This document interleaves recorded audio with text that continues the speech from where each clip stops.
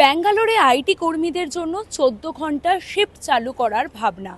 আর এই আবহে কলকাতার আইটি কর্মীরা কি ভাবছেন, এর কি কোনো রকম প্রয়োজনীয়তা আছে, এবং এই মডেল যদি কলকাতাতে চালু হয় তাহলে কতটা অসুবিধায় পড়তে হবে কলকাতার আইটি কর্মীদের, সঙ্গে চাকরি চলে যাবার কি কোনো রকম নতুন করে সংকট তৈরি হতে পারে, কি ভাবছেন আইটি কর্মীরা কলকাতার? চলুন সেক্টর 5 থেকে শুনে নেওয়া যাক তাদের মুখ থেকেই।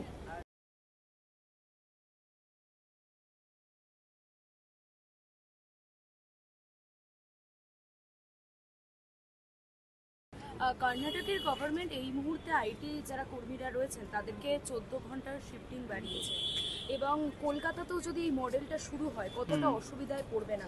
পুরো টোটালি অসুবিধা হবে। যেমন এখনই আমরা মোর দেন 12 আওয়ার্স আমরা ওয়ার্ক করছি, মানে তোমার আসা যাওয়া দুটোই নিয়ে, মানে অফিস আসা অফিস যাওয়া দুটোই নিয়ে 12 আওয়ার্স এখানে ওয়ার্কিং আওয়ার্স হয়ে যায়।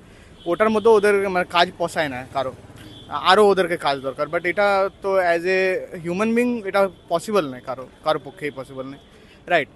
আর ওয়ার্ক লাইফ ব্যালেন্সও ম্যানেজ হবে না, আর 14 আওয়ার্স ইজ ইম্পসিবল। এটা ঠিক নয় অ্যাকচুয়ালি।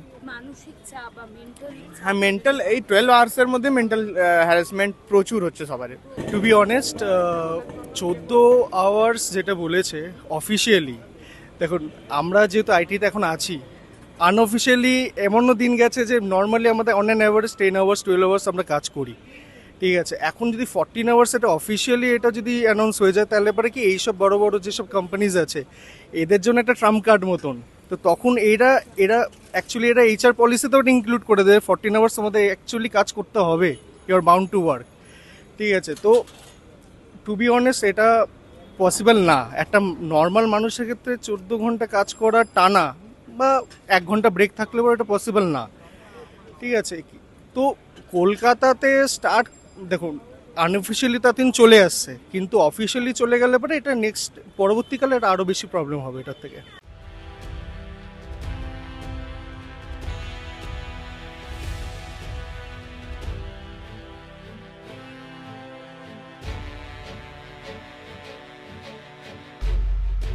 যদি 14 ঘন্টা হয় তো পার্সোনাল লাইফ আর প্রাইভেট লাইফ পুরো একসাথে হয়ে যাবে। আর ট্রান্সপোর্টেরও ব্যাপার আছে, যারা যদি দূর থেকে আসে সেখানে একটা ট্রান্সপোর্টের ব্যাপার আছে, তো তার জন্য অবভিয়াসলি প্রবলেম হবে খুবই। একজন মেয়ে আপনি, তাহলে মহিলাদের তো আরো সমস্যা হবে। হ্যাঁ, আর সব থেকে বলতে গেলে যে রাত্রে যেমন এখানে 9:30 10টার পর থেকে পুরো বাসি তেমন পাওয়া যায় না। হ্যাঁ, তো সেখান থেকে খুবই প্রবলেম হবে, অসুবিধা হবে। এটা কতটা না, এটা বেসিক্যালি অসুবিধার বিষয় আছে, কারণ এখন যারা 8-10 ঘন্টা কাজ করছে ওদেরকে ট্রাভেল করতে আরও 1.5 ঘন্টা যদি আপনি ধরেন, ওদের অলরেডি 13 ঘন্টা হয়ে যাচ্ছে। এবার যদি 14-16 ঘন্টা কাজ হয় তো ওরা জাস্ট বাড়িতে গিয়ে ঘুমানোর টাইমটা পাবে, আর কিছু পাবে না। এটা সাস্টেনেবল একদমই না, মানে জাস্ট বেয়ারলি সাস্টেনেবল। হয়তো 1 সপ্তাহ 2 সপ্তাহ 1 মাস 2 মাস হয়ে গেল, বাট তার থেকে বেশি কিছু করা যাবে না এটাতে। 14 ঘন্টার শিফট নিয়ে রীতিমতো বিতর্কে উত্তাল কর্ণাটক। সেই বিতর্কের রেশ টের পাওয়া গেল কলকাতার আইটি কর্মীদের কণ্ঠে। 14 ঘন্টার কাজের ফিরিস্তি শুনে রীতিমতো শঙ্কার সুর কলকাতার আইটি কর্মীদের গলায়। তাদের মতে সংস্থার নির্দেশে 14 ঘন্টা কাজ করতে হলেও তা দীর্ঘদিন টানা কোনোভাবেই সম্ভব নয়। এক বাক্যে এই বিষয়টি নিয়ে একমত সেক্টর 5-এর আইটি কর্মীরা।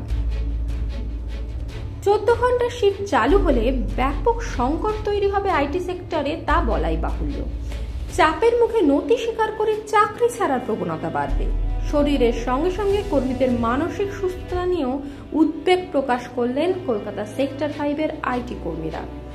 তাদের মতে এই 14 ঘন্টার শিফটের সুবিধার থেকে অসুবিধাটাই বেশি। তবে যেটুকু চাকরি যাবার প্রবণতা বা মানুষের মধ্যে রিজাইন করার যে বিষয়টা, সেটা কি আরো বেড়ে যাবে?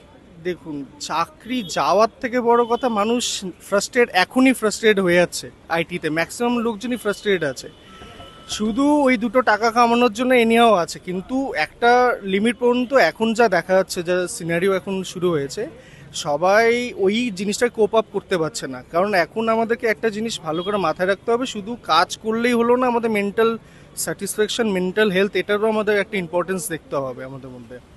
তো অবভিয়াসলি এই কারণে এখন মানে আমি আমার নিজের এক্সাম্পল দিয়ে দেখতে পারি, মানে আমি যেখানে কাজ করি অনেকজনকে দেখেছি এই হিউজ প্রেশারের মধ্যে অনেকজন ছেড়ে দিয়েছে, কারণ তারা পারছে না, অ্যাটলিস্ট কারণ তারা হেলথ ওয়াইজ পারছে না।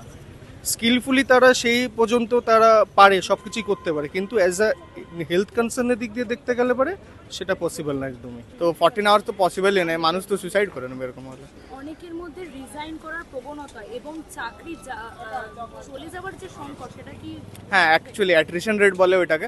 এখনই অ্যাট্রিশন রেট ভালো ভালো বড় বড় আইটি কোম্পানিদের অ্যাট্রিশন রেট এখনই তোমার মোর দেন 20% যাচ্ছে। এরকম 14 আওয়ার্স হলে তো মানুষ মানে অ্যাট্রিশন রেট অনেক বেশি বেড়ে যাবে, 30% 35% হয়ে যাওয়া উচিত। তো যেটাকে পসিবল নয়, আর এরকম হলে আইটি সেক্টর অনেক ডাউন পড়বে।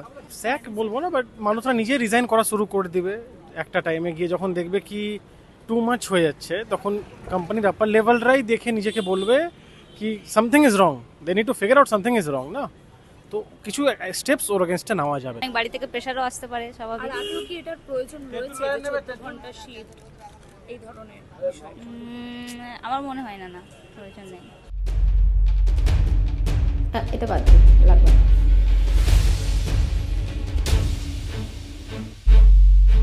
মানসিক সমস্যা থেকে শুরু করে 14 ঘন্টা ডিউটি করার পর পরিবারকে সময় না দেওয়া, আরও বিভিন্ন ধরনের সমস্যা তৈরি হতে পারে আইটি কর্মচারীদের মধ্যে। এর সঙ্গে অনেকের মধ্যে ডিপ্রেশনও তৈরি হতে পারে। এই ভাবনা যদি কলকাতাতেও চালু হয়, তাহলে কলকাতার আইটি কর্মীরাও যথেষ্ট সমস্যার সম্মুখীন হবে, এমনটাই সেক্টর 5 থেকে একাধিক আইটি কর্মীরা জানালেন এই সময় ডিজিটালকে। ক্যামেরায় মৈনাকের সঙ্গে সুকৃতি, এই সময় ডিজিটাল, সেক্টর 5।